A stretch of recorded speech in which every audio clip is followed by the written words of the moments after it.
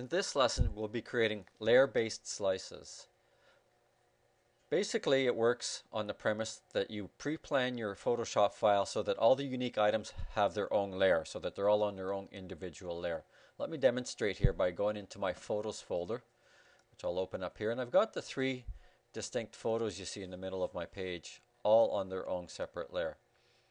I'm going to highlight the one called Taste Photo and create a layer based on the content of that layer by going up to my layer pull down menu and choosing New Layer Based Slice.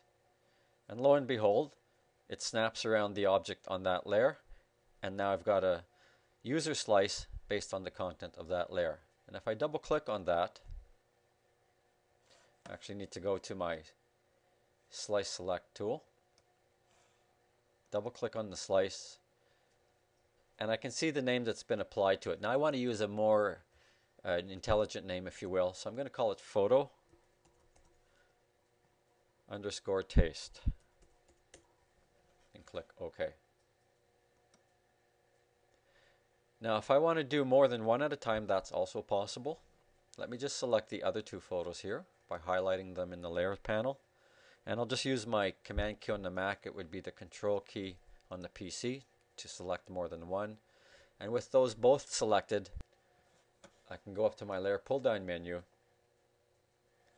and choose New Layer Based Slices.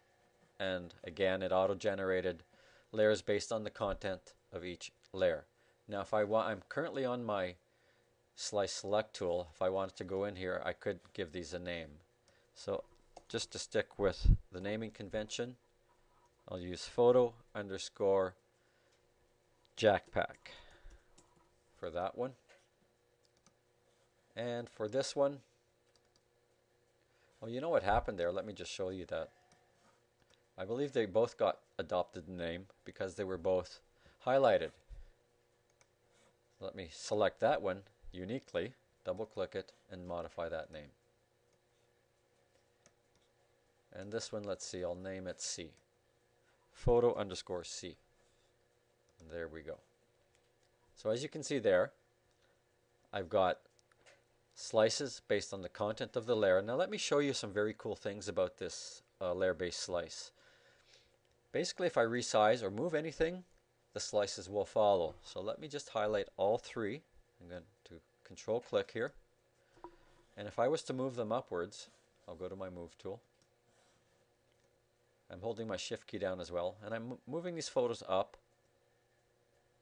and the slices followed them. If I was to resize them, I'm just going to hit Command T here. If I was to resize them, I'm constraining this by holding my Shift and my Option key down on the Mac, and it would be Shift Alt key on the PC. Let that go, hit my Enter key, resize them, and the slices also resized alongside with their corresponding content. So basically that is how you can create layer-based slices, and it is a lot, I guess it's a lot friendlier to use, and in the end it can be a lot quicker as long as you pre-plan your Photoshop file to accommodate this process. At this point, I'm going to create slices for all of the buttons at the top of the page here. So I have those in a folder called Navbar. Let me just click on here, and I've got a subfolder called Buttons. I'll just highlight all of these by selecting them in the layer panel and just using my Shift key to select all 5 layers. Go up to my layer pull down menu and choose New Layer Based Slices. So I've got 5 quick slices done that are capturing all of those buttons at the top, as you can see. Now, as we found out, when many slices are selected, I could double click on it and give them a common name and then maybe go in and refine that name, but I do need to be set to my Slice Select tool. And we'll just try that. So I'll call these buttons. I'll just say button underscore. And I'll start with the first one called Tours and click OK. Then if I just click away and select one at a time, I could go and refine these. I'll just do this one to demonstrate. Mission and OK. Alright, let's assume I've done the rest. The big thing I wanted to show you on this step is that I can actually add layer effects as well, which will modify the shape of the slice. So let me just highlight one of these layers. Go back to my move tool. Just click away and then click back on Tours.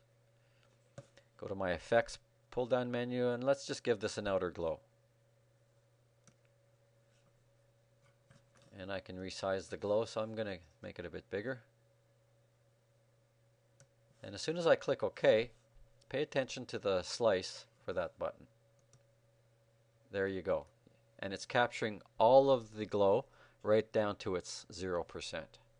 So it actually expands quite a bit. Now I can also take that effect. I can hold down my Option key on the Mac and my Alt key on the PC and drag that effect to another layer, and that's the quick way of duplicating a layer effect, is by Alt click on a PC, Option click on a Mac, and just drag it to the appropriate layer or the designated layer. And you can see again that that slice has also resized itself. Okay, so let's say we're done with the slices here.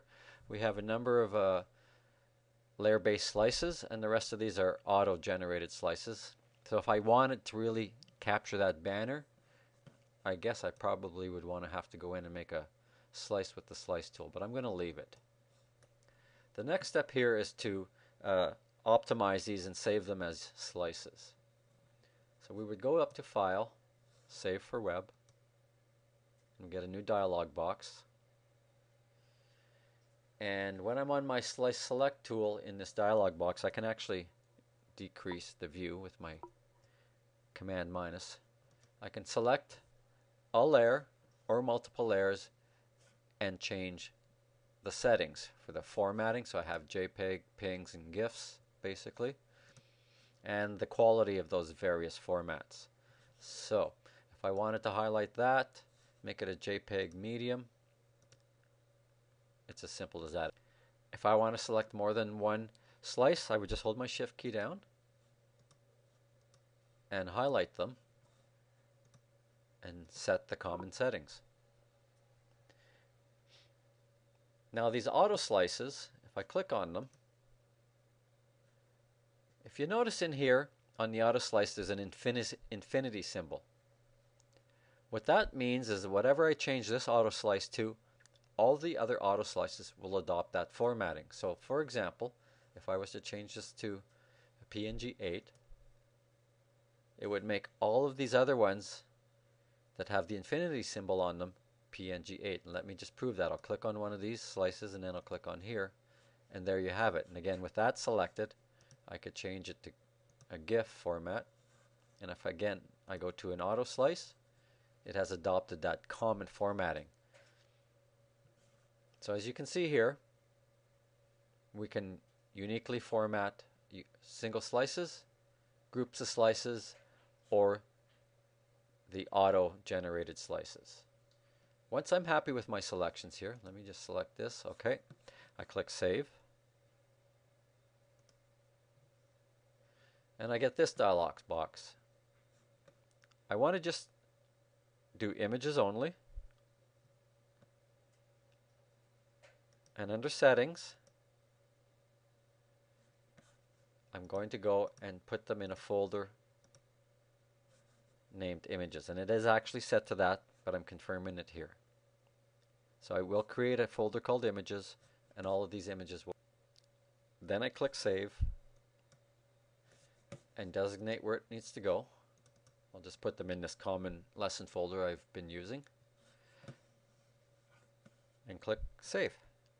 And it takes as long as it takes, and I'll just go out to that folder, and there's the images folder. Let me go inside of that, and as you can see here, we've got our uniquely named slices as well as our auto-generated slices.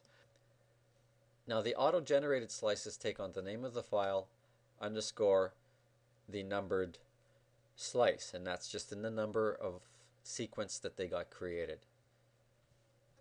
Just go back to Photoshop. And that's the lowdown on how to create layer-based slices to be used in your HTML web pages.